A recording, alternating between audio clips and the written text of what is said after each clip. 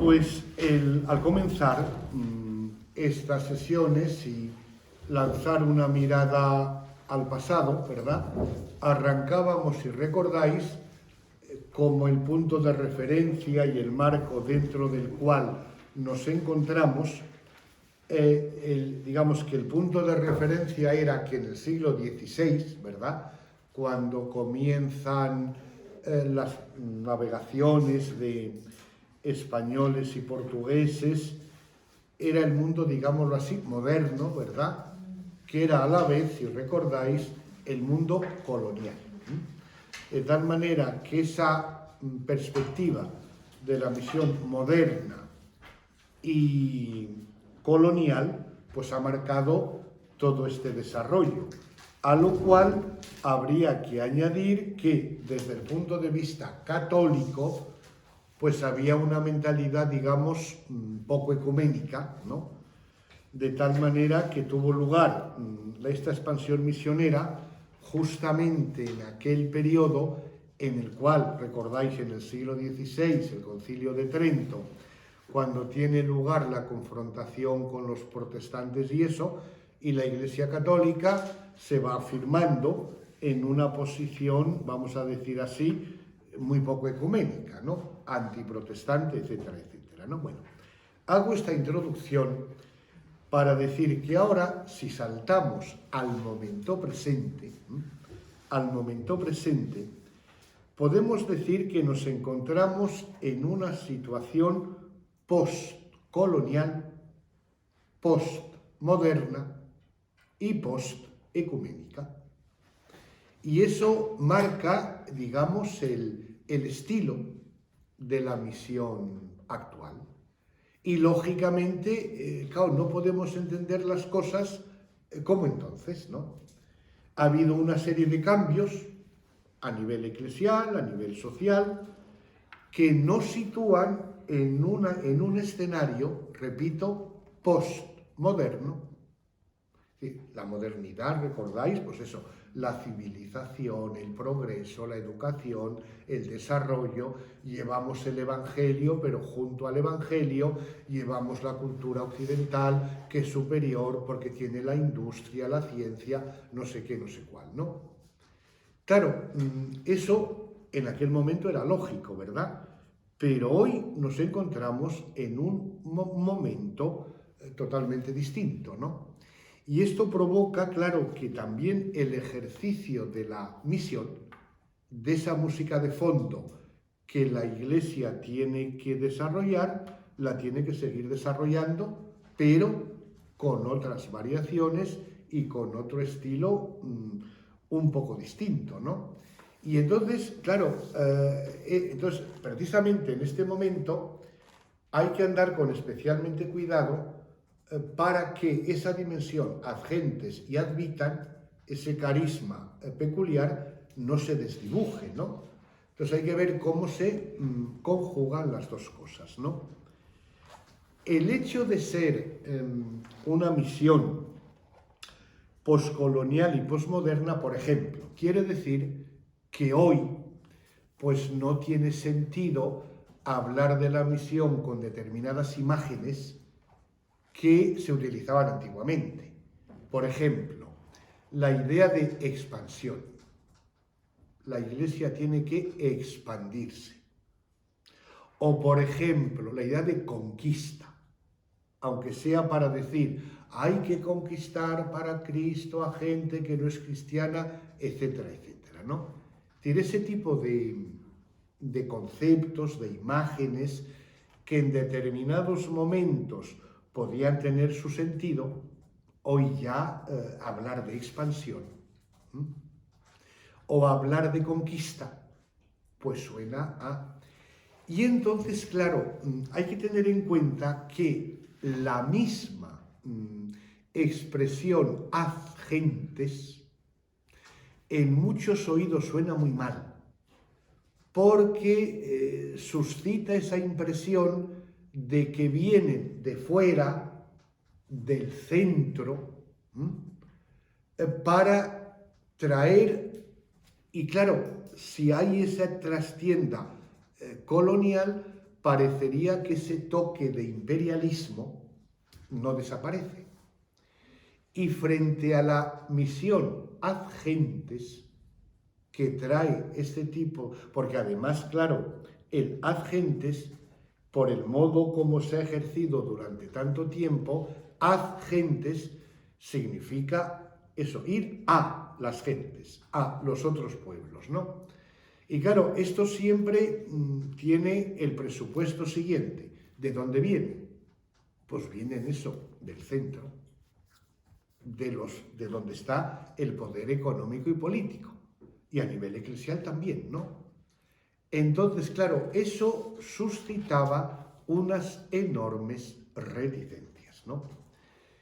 Y se ha ido poniendo de moda, además es curioso, porque es de esas cosas que uno lo puede ver a nivel general, ¿no? Cuando una idea se lanza, oye, y yo no sé por qué, por esos milagros de la vida, en muy poco tiempo se impone por todas partes. Lo cual quiere decir que hay como un terreno abonado que hace que esa idea se acoja porque refleja mejor la sensibilidad del momento, ¿no? Y esto sucedió con la expresión intergentes. No sé si vosotros la habéis oído, pero hoy en la terminología misionera, ¿no?, está muy de moda. En vez de hablar de misión ad gentes, misión intergentes, ¿no? Y fijaos que la primera vez que se utilizó esta expresión fue un teólogo asiático el año 2000. Y fíjate que en muy poco tiempo se ha convertido ya en lenguaje habitual, ¿no? Porque fijaos, la expresión intergentes quiere decir entre las gentes. Por tanto, no es tanto el hecho de que uno venga de fuera para traer algo que vosotros no tenéis y yo os lo doy. No. La misión intergentes pone más de relieve el aspecto de encuentro. Si yo estoy entre vosotros, estoy con vosotros, por tanto se trata de compartir, de intercambiar, de solidaridad, de poner en común, ¿no? Entonces, claro, una de las cuestiones que se plantean es el aspecto intergentes, que tiene estas ventajas, ¿no?, que pone de relieve este tipo de aspectos, ¿no? No puede oscurecer el otro aspecto.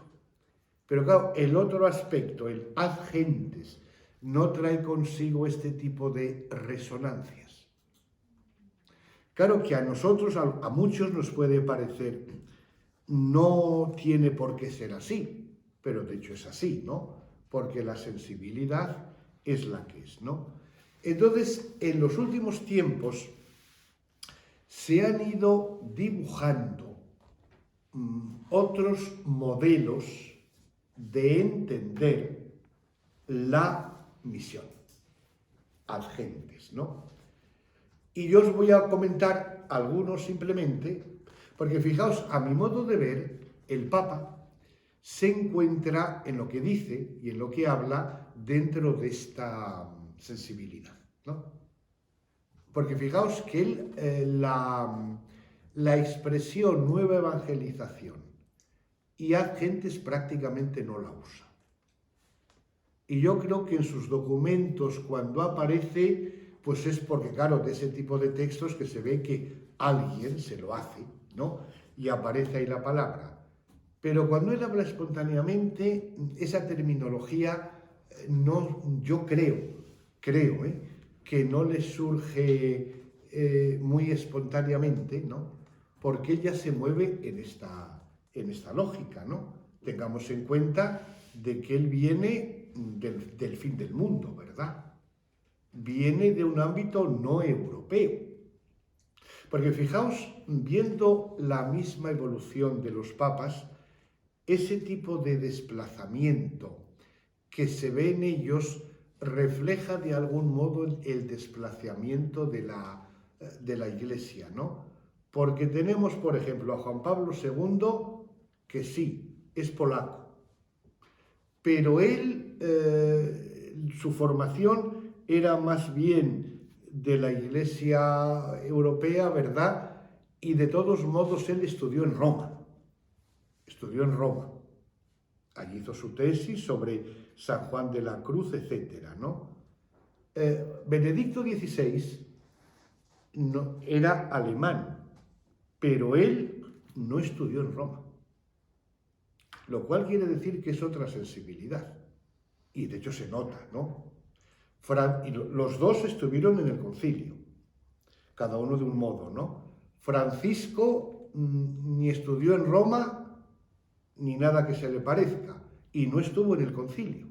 Es estrictamente post-Vaticano II. Y esto lógicamente influye mucho, me parece a mí, ¿no? Pero es un desplazamiento que de algún modo refleja que luego a lo mejor, por hipótesis, el próximo papa es italiano, pero el siguiente puede ser de Mongolia o de Papúa Nueva Guinea, ¿no? Y claro, eso quiere decirse que, digamos, la misión universal no se puede entender al margen de estos desplazamientos a los que estamos asistiendo, ¿no? Hace unos años un tal Roy Jenkins, bueno, es un sociólogo americano, publicó un libro que a mí me sigue también produciendo cierto escándalo, que determinados libros no se traduzcan al español, lo cual quiere decir que no hay ni mercado, ni sensibilidad, ni clientela que le interesen estos temas, ¿no? Y se titula The Next Christendom, es decir, el cristianismo que viene, por así decir, ¿no? Y él comenta eso, los desplazamientos que se están produciendo en la Iglesia, y el cristianismo del futuro, pues lógicamente va experimentando un desplazamiento hacia el sur y hacia el este. Con lo que esto significa en varios niveles, ¿no? Por ejemplo, él insiste mucho, claro, porque se dan números y las estadísticas son clamorosas.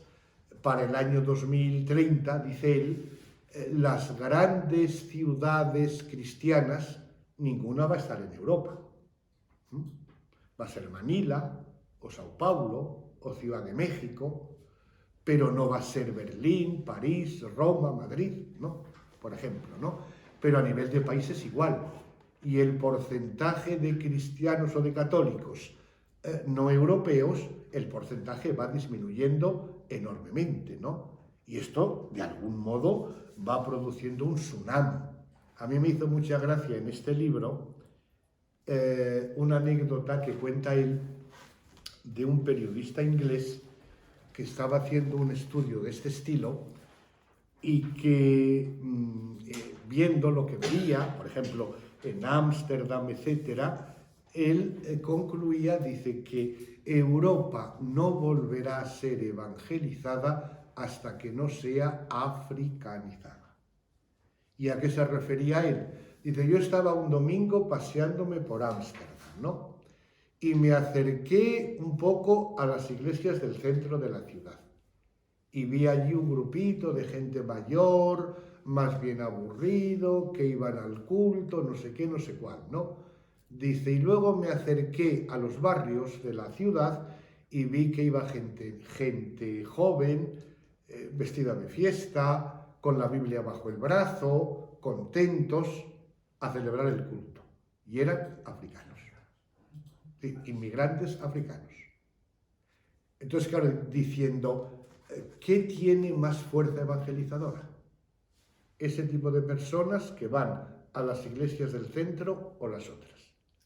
Lo cual está hablando de un fenómeno que caracteriza la misión del presente, que es lo que algunos denominan la misión en retour o la reverse mission, es decir, la misión, digamos, de retorno o la inversa, ¿no? Diciendo, antes se iba de un sitio a todos los demás, pero eso ya no funciona, porque por un lado las iglesias europeas no dan de sí, y por otro lado las otras iglesias son más vitales, tienen más gente, etcétera, ¿no? Y a través de la inmigración, yo hice un estudio hace unos años sobre las iglesias no occidentales que habían aparecido en el Reino Unido, y eran cientos. Algunas duran poco, pero se van abriendo iglesias, ¿no? Entonces, esa misión digamos, de doble dirección, eso ha cambiado sustancialmente, ¿no? De un periodo en el cual la práctica misionera era unidireccional, ahora es multidireccional. Es decir, la misión se produce de todas partes a todas partes, ¿no? Y esto, además, y esto también insiste en numerosos estudios, se ve, por ejemplo, de modo muy claro, en la capacidad de expansión que tienen los pentecostales o evangélicos o como se llame en cada lugar, ¿no? Porque ya sabéis que hoy día se calcula que pueden ser como 500 millones, ¿no?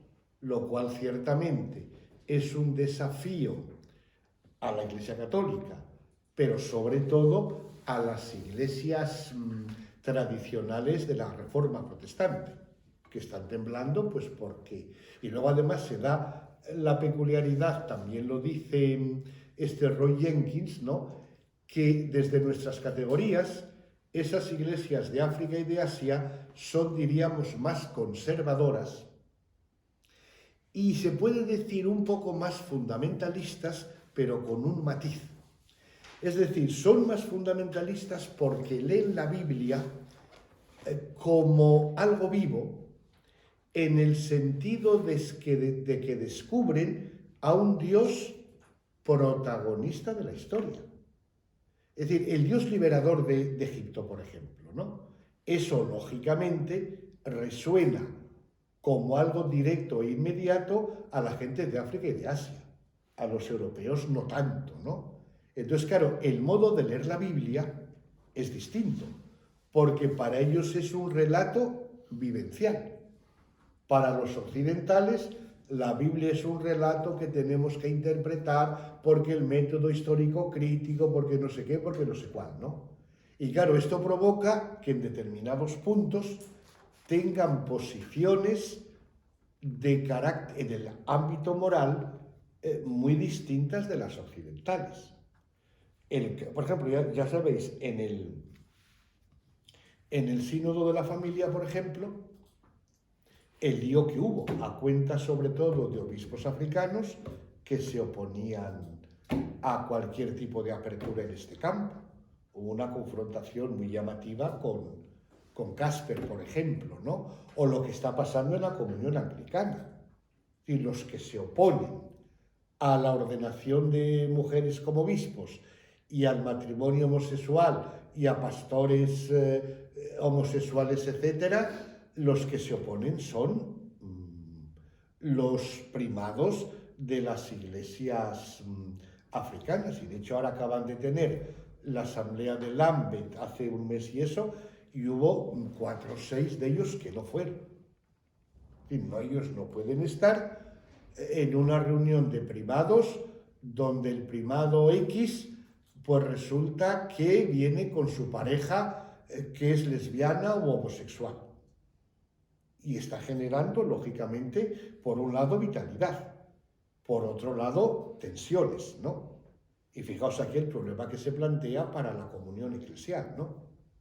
Bueno, total, que las circunstancias van provocando que el modo de ejercer la misión, es decir, los presupuestos teológicos serán los mismos, pero claro, las circunstancias van cambiando enormemente las circunstancias, ¿no? Por tanto, ya la misión tiene que ser multidireccional. Y además subrayan todos los estudios que este tipo de misión es más acorde con el tipo de cultura globalizada que tenemos. El moverse con tanta facilidad, el ir y venir, el recurrir a medios técnicos, tecnológicos más actuales, eso lo hacen con mucha soltura. Por tanto, este tipo de práctica misionera, de este tipo de grupos de carácter protestante, que serán por un lado, digamos, fundamentalistas o sectarios, pero por otro lado están más en sintonía con los recursos que ofrece nuestra civilización. Al fin y al cabo, el cristianismo primitivo también se expandió gracias a la infraestructura que ofrecían las calzadas romanas. Hoy hay otras calzadas de comunicación y ese tipo de grupos lo están utilizando con mucha mayor.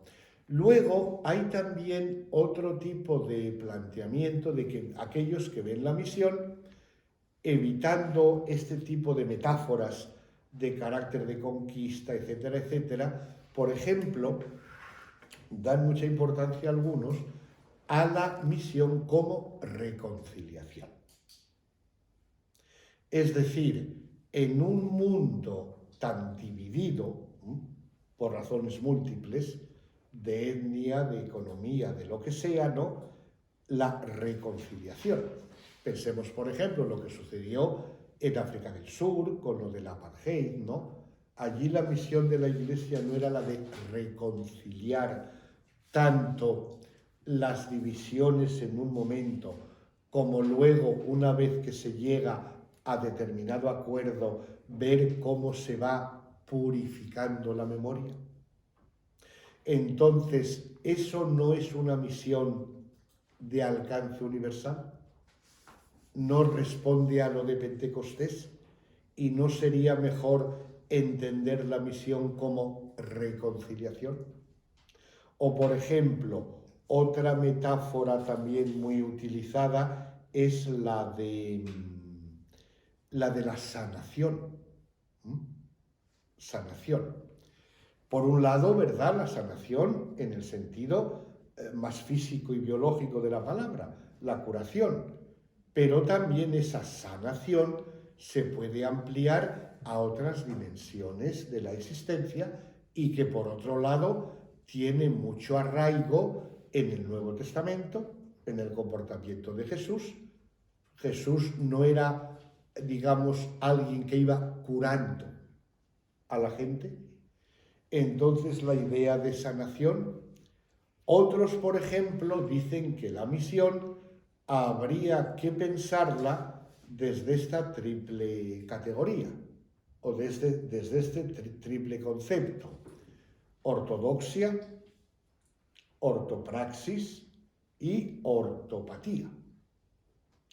La ortodoxia, para entendernos, anunciar el Evangelio y la tradición de la Iglesia y el credo y el catecismo y tal. Está muy bien, ¿no? Pero como sabemos, la ortodoxia es suficiente, no hace falta también la ortopraxis, es decir, que es el comportamiento justo, defensa de la justicia y de los pobres, de la dignidad de las personas, etcétera, etcétera, ¿no? Pero esto es suficiente. ¿No hace falta también la ortopatía? ¿Y qué quiere decir ortopatía? Se preguntarán algunos de los presentes, ¿verdad? Pues la ortopatía querría decir el sentimiento o la sensibilidad o el dejarse afectar por lo que pasa. Como ejemplo, se puede recordar, el otro día salía de paso, ¿verdad?, aquello del Papa en Lampedusa, ¿no? Es decir, vemos que hay mucha gente que muere ahogada en el Mediterráneo. Muy bien. Tenemos que asumir nuestra responsabilidad, ¿no? Adán, ¿dónde estás? ¿Dónde está tu hermano? Pero hay otra pregunta. ¿Sabemos llorar? Es decir, ¿nos dejamos afectar por lo que pasa? ¿No fue esa la reacción de Dios en el momento en el cual inicia la misión? Porque si Dios envió al Hijo, es porque pensaba, hombre, pero esta buena gente, allá en la tierra, ¿en qué están perdiendo el tiempo? Pegándose entre ellos. Hay que salir al encuentro, a ver si se dan cuenta de que están haciendo el ridículo, ¿no? Entonces, claro, ese dejarse afectar y participar. Ayer nos decía el Evangelio, ¿verdad? Nos decía esto Amós, ¿verdad? Que aquellos que estaban banqueteando no se conmovían ante lo que está pasando en Israel, ¿no?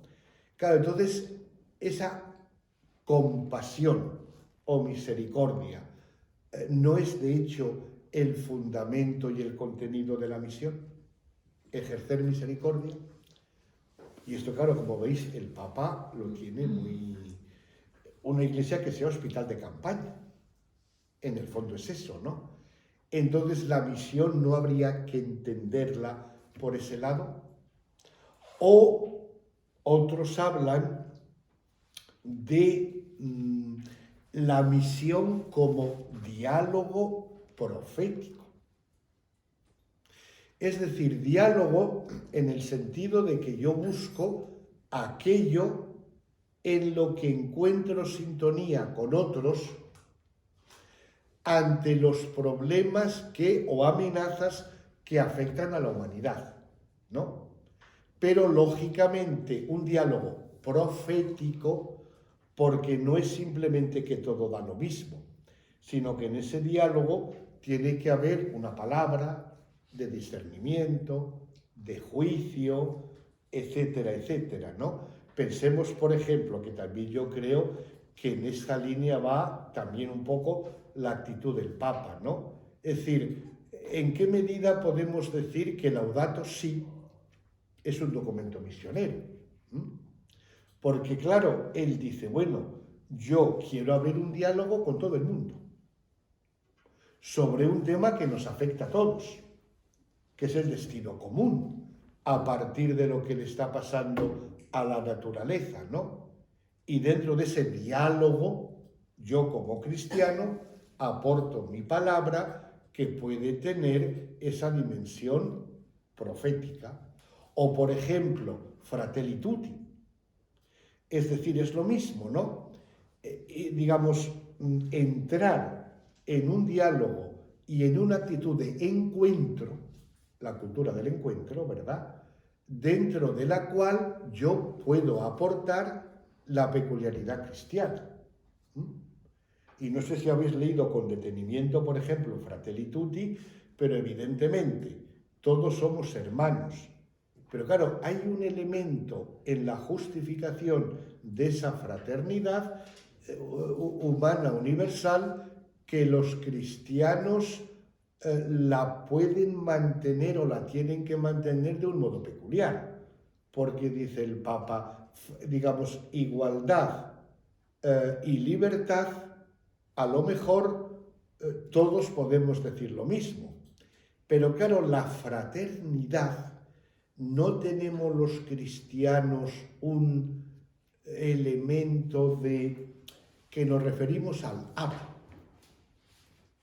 Y esa peculiaridad de poder llamar a Dios Abba es muy singular, porque los mismos musulmanes, esa cosa de la experiencia de filiación, y yo recuerdo de mis pocas experiencias con esto, un musulmán en Buru, bueno, no un musulmán, uno que venía de Irán y que era musulmán y que se convirtió al cristianismo, claro, él le llamó la atención sobre todo el hecho de que decía así, de este modo sintético, ¿no?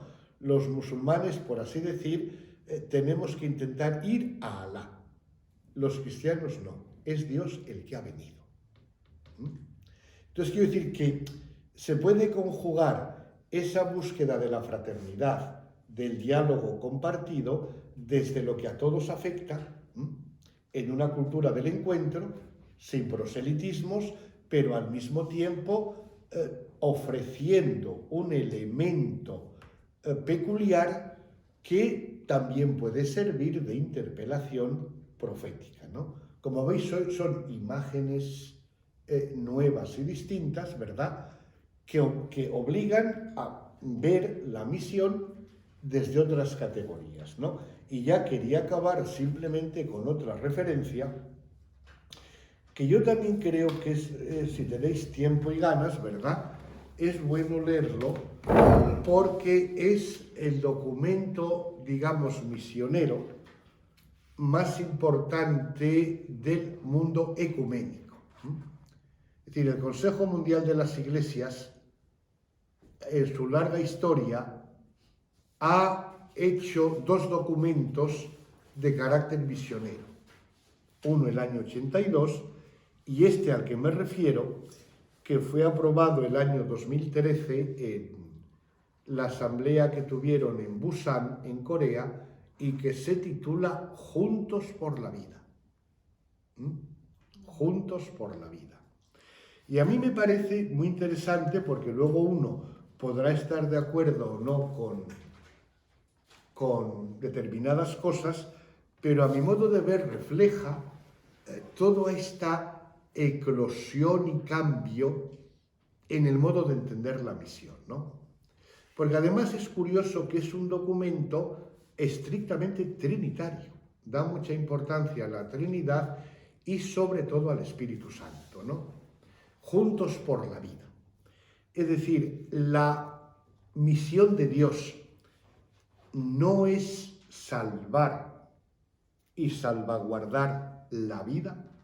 Ayer en la segunda lectura, precisamente, nunca me había fijado yo en la expresión de Pablo a Timoteo, le habla del Dios que da la vida a todas sus criaturas. Es decir, ese no es el don originario de Dios. Entonces no tiene que estar toda la misión de la Iglesia orientada a defender la vida. Y a partir de ahí, luego va desarrollando algunos aspectos. Yo solo quería destacar dos, ¿no? Por ejemplo, la misión precisamente como defensa de la vida, no hay que entender la misión desde los márgenes. O sea, no tanto como a veces hemos venido haciendo, ir desde el centro a las periferias. Eso seguiría siendo una visión centralista, etcétera, etcétera, ¿no? Es la misión desde los márgenes, ¿no? Porque precisamente quienes están en los márgenes son los que mejor perciben lo que falta, lo que no está redimido. Y por tanto no son ellos, por así decir, los que tienen que avanzar desde los márgenes para hacerse presente en el centro, de tal manera que no haya ni márgenes ni centro, ¿no? Y luego también, por otro lado, una cosa que, claro, desde el punto de vista católico nos resultaría más extraño, o a lo mejor, no sé si decir, menos aceptable, no lo sé, pero que desde el mundo ecuménico forma parte de la lógica, ¿no? Eso no significa, por tanto, que hay que ir dando origen a nuevos tipos de comunidad eclesial, en función de la voluntad integradora e inclusiva que tiene que tener la Iglesia. Entonces, el tipo de Iglesia que tenemos, si la misión es precisamente ir haciendo engendrar la Iglesia, ¿por qué no aceptar y potenciar nuevos modos de congregación, como dicen ellos, ¿no? No hay grupos que tienen la reunión o se reúnen en un café, por ejemplo, o en otro tipo de lugares, ¿no?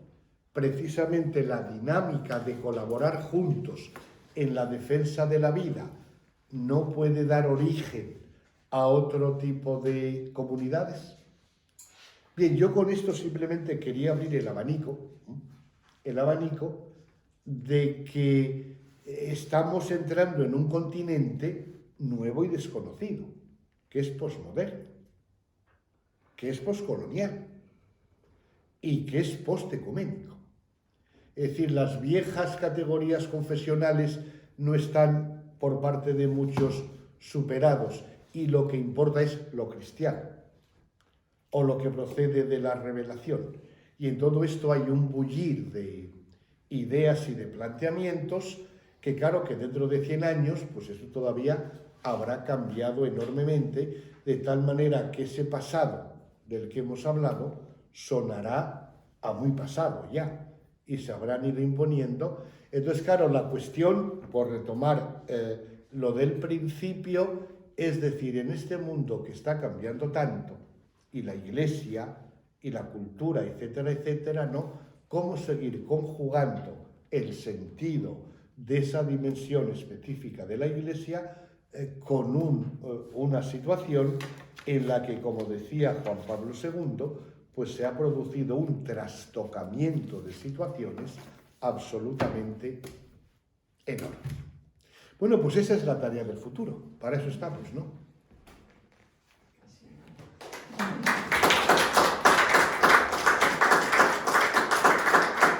Así que la cosa se pone